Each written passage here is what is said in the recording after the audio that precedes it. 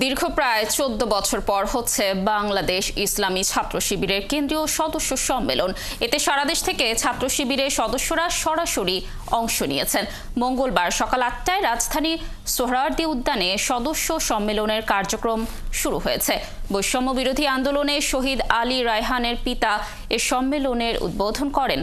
প্রথমবারের মতো সোহরাওয়ার্দী উদ্যানে সম্মেলন হচ্ছে। সারা দেশের সদস্যরা এতে অংশগ্রহণ করেছেন।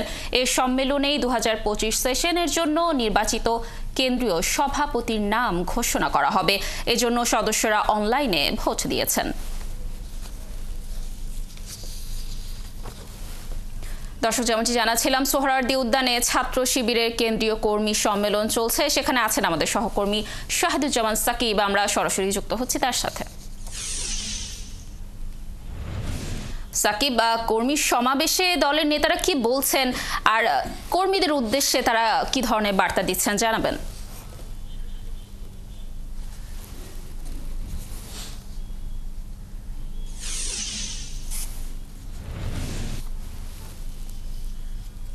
সকাল 9টা থেকে কিন্তু বাংলাদেশ ইসলামী ছাত্র শিবিরের কেন্দ্রীয় সদস্য সম্মেলন চলছে। এখানে কিন্তু সকাল থেকেই দেশি বিদেশি বিভিন্ন রাজনৈতিক সংগঠনের নেতৃবৃন্দ উপস্থিত হয়েছেন। সেই সঙ্গে ছাত্র শিবিরের প্রায় 7,000 সদস্য কিন্তু এই সম্মেলনে অংশ নিয়েছেন। এবং এখানে আমরা দেখেছি বাংলাদেশের যে ছাত্র সংগঠনগুলো রয়েছে, বিভিন্ন ছাত্র সংগঠনের প্রতিনিধি ইতিমধ্যে এখানে বক্তব্য দিয়ে গেছেন। এবং এখন দেশের বাইরে থেকে যদি বলি, মালয়েশিয়া, তুরস্ক, ফিলিস্তিনের যে ইসলামী ছাত্র সংগঠন রয়েছে তাদের প্রতিনিধিরা কিন্তু এখানে সরাসরি এসে বক্তব্য রাখছেন। এখন ফিলিস্তিনের একজন রাজনৈতিক সংগঠনের প্রতিনিধি কিন্তু কথা বলছেন। এই সমাবেশ থেকে আসলে ছাত্র শিবিরের নেতাকর্মীরা যেটি বলছেন যে দীর্ঘদিন পরে তারা আসলে প্রকাশ্যে তাদের সদস্য সম্মেলন করতে পারছেন। এই জন্য তারা আসলে যারা বৈষম্য বিরোধী ছাত্র আন্দোলন করেছেন বা ছাত্র আন্দোলনে জীবন দিয়েছেন তাদের প্রতি কৃতজ্ঞতা স্বীকার করছেন তারা। এবং এই সম্মেলনের উদ্বোধনও কিন্তু একজন শহীদের পিতাকে দিয়ে তারা করিয়েছেন। এবং নেতাকর্মীরা যেটি বলছেন যে ছাত্র শিবির দীর্ঘদিন আওয়ামী দুঃশাসনের কারণে তারা প্রকাশ্যে রাজনীতি করতে পারেনি, তাদের কার্যক্রম পরিচালনা করতে পারেনি। এই বৈষম্য বিরোধী আন্দোলনের পর তারা প্রায় 15 বছর পরে তাদের সদস্য সম্মেলন প্রকাশ্যে করতে পারছে। এটি তাদেরকে একটি বাড়তি উচ্ছ্বাস কাজ করছে তাদের মধ্যে। এবং নেতাকর্মীরা বলছেন তারা আসলে যে ছাত্র সংগঠন হিসেবে কাজ করেন তারা এভাবেই প্রকাশ্যে কাজ করে যেতে চান। এবং আজকেই কিন্তু আসলে ছাত্র শিবিরের যে নেতৃবৃন্দ নির্বাচন, কেন্দ্রীয় সভাপতি এবং সাধারণ সম্পাদক, ইতিমধ্যেই তার অনলাইনে ভোট সম্পন্ন হয়েছে এবং তার ফলাফল কিন্তু ঘোষণা করা হবে এই সমাবেশ থেকেই।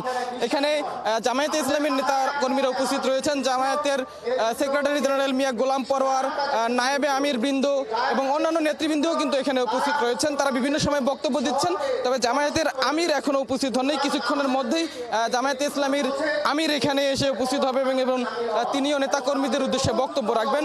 আমরা দেখেছি ছাত্র অধিকার পরিষদ এবং বিভিন্ন রাজনৈতিক সংগঠনের নেতৃবৃন্দ এখানে বক্তব্য রেখেছেন এবং এরপরে আরও বিভিন্ন ছাত্র সংগঠনের নেতৃবৃন্দ বক্তব্য রাখবেন। তবে এখনো পর্যন্ত আমরা বিএনপি বা ছাত্র দলের কাউকে কিন্তু এই সমাবেশে লক্ষ্য করেনি। তবে এখানে নেতাকর্মীরা বলছেন যে আসলে যারা দায়িত্ব রয়েছেন তারা বলছেন যে তারা বিএনপি কিংবা ছাত্র দলের নেতৃবৃন্দ এখানে আসার কথা রয়েছে। তো আমরা এখানে রয়েছি। এর পরবর্তী আপডেট নিয়ে আমরা আবারও আপনার সঙ্গে যুক্ত হবে এবং পরবর্তী যে খবরাখবর সেটি জানাতে পারবো। কানিজ সাকিব, ধন্যবাদ আপনাকে আমাদের সাথে যুক্ত থাকার জন্য। আপনি থাকুন সেখানে, আমরা পরবর্তীতে আবার আপনার সাথে যুক্ত হয়ে দর্শকদেরকে সর্বশেষ তথ্য জানানোর চেষ্টা করব।